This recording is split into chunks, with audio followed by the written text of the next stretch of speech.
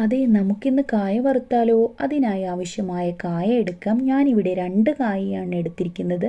അതിൻ്റെ തൊലി കളഞ്ഞ് മഞ്ഞൾപ്പൊടി വെള്ളത്തിൽ കഴുകി ചെറുതായി അരിയുക. ഉപ്പുവെള്ളം കയ്യിൽ കരുതുക.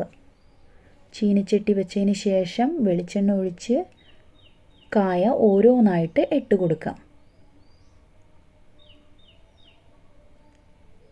ഏതാണ്ട് യെല്ലോ കളറിലാകുമ്പോൾ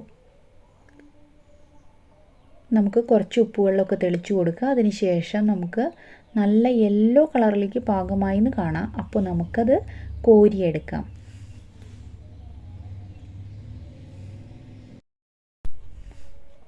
നല്ല ടേസ്റ്റിയായ കായ വറുത്തത് നമ്മുടെ വീട്ടിൽ തന്നെ നമുക്ക് ഉണ്ടാക്കാനായിട്ട് സാധിക്കും.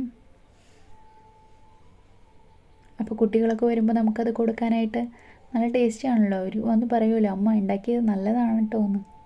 അത് പറയുമ്പോൾ നമുക്കൊരു സന്തോഷമല്ലേ.